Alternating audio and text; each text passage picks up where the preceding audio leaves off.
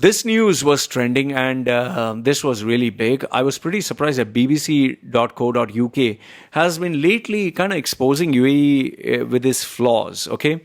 This one is FinCEN Files. All you need to know about the documents leak. Leaked documents involving 2 trillion of transactions have revealed how some of the world's biggest banks have allowed criminals to move dirty money around the world. Now, what is the FinCEN Files? Okay, I'll read out the article in case you don't want to read it. It says here, the FinCEN Files are more than 2,500 documents, most of which were files that banks sent to US authorities between 2007 and 2017. They raised concern about what their clients might be doing. These documents are some of the international banking system's most closely guarded secrets. Banks use them to report suspicious behavior, but they are not proof of wrongdoing or crime. They were leaked to BuzzFeed News and shared with groups that bring together investigative journalists from around the world, which distributes them to 108 news organizations in 88 countries, including BBC's Panorama Programma. Hundreds of journalists have been sifting through the dense technical documentation, uncovering some of the activities that banks would prefer the public not to know about. 2 acronyms you need to know. FinCEN is a US Financial Crimes Enforcement Network. So, US Financial Crimes, FinCEN, okay. All right, these are the people at the US Treasury who combat financial crimes. Concerns about transactions made in US dollars need to be sent to FinCEN even if they took place outside US. Suspicious activities, or SARS, are so look like SARMs. Okay, suspicious activity reports. Okay, SARS are an example of how those concerned are recorded. A bank must fill in one of these reports if it is worried about one of its clients might be up to no good. The report is sent to authorities. Now, why does it matter? If you're planning to profit from a criminal enterprise, one of the most important things to have in place is a way of laundering the money. Laundering money is a process of taking dirty money, the proceeds of crimes such as drug dealing or corruption, and getting it into an account of a respected bank where it will not be linked to a crime. The same process is needed if you're a Russian oligarchy whom the Western countries have taken sanctions against to stop you getting your money into the West. Banks are supposed to make sure that they don't help clients launder money or move it around in a way that breaks the rules. By law, they have to know who their clients are. It's not enough to file SARS and keep taking dirty money from clients while expecting the authorities to deal with the problem. If they have any evidence of criminal activity, they should stop moving such cash. This is a very important statement, and I want you to pay attention to this particular one which I read just now. It's not enough that you should file SARS and taking dirty money. You should inform the authorities. See, the fact of the matter is money. End of the day, if a bank is going to make, let's say, 1 billion and they're going to make 10% profit, for example, don't think that they are going to be stupid and take the high moral ground and say, oh, this is not good. Lord Jesus is looking at me. Allah is looking at me. Durga Ma is looking at me. We have to be good. No, they'll say, fuck this. I can get my fucking commission and enjoy the rest of my life in Bahamas. I'm going to fucking take it. So I don't think this is all fucking bullshit. End of the day, show me one politician who is such a fucking saint. Nobody's a saint.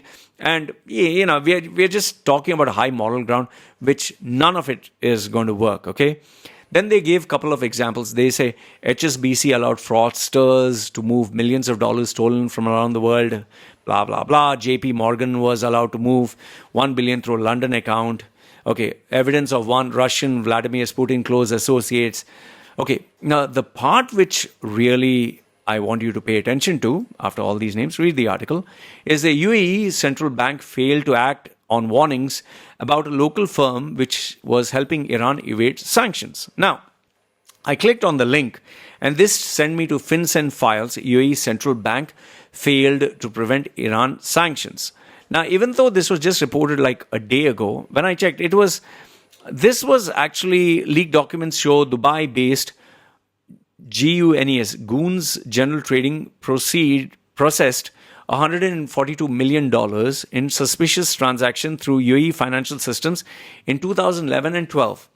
This was actually 8 years ago. I don't know why the fuck are they talking about it right now. What the fuck is it going to do? And you see, here's another thing. Whatever US says is bad doesn't necessarily make it bad. Okay? According to US, anyone who is not for the US is evil. Okay?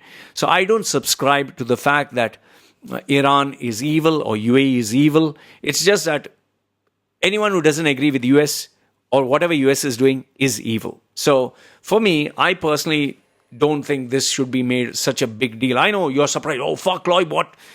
Listen, man, we call a spade, okay? US has this habit. If you don't dance to their fucking tunes, they're going to fucking ostracize you. Look at TikTok. Look at Huawei. It's like as if US, a very simple thing. Before you even say, whoa, what the fuck is it? Here's my simple thing. Edward Snowden, tell me, was he wrong or right? Julian Assange, wrong or right? They exposed what USA fucking did. But instead of applauding the courage of an individual exposing the truth, they fucking crucified them. Okay? That's politics for you. Okay? US can do all the fucking shit on the planet, and it's okay. We are doing it for national security. They'll give it a nice term like Patriot Act. What the fuck? I can, in order to get money, swindle money from people, I can call it the Peace and Love Children Laws Act, Love Your Child Act, or Poor Puppy Dogs Act, or Save the Animals Act. And if you say no to that, I can say, oh, so you're against children. Or I can say, Respect God Act. And then if you say, no, I don't support this, then I'll be like, oh, so you're anti-God, you're an evil, atheist, or you're a non-believer. You see how they can fucking twist the argument? It's all fucking marketing nonsense, man. It's like, Obama was good at wordplay. Obamacare. It's not called insurance. It's not called, a financial transaction. It's called care. Oh, so sweet. And it's, when they want to spy on you, they call it the Patriot Act.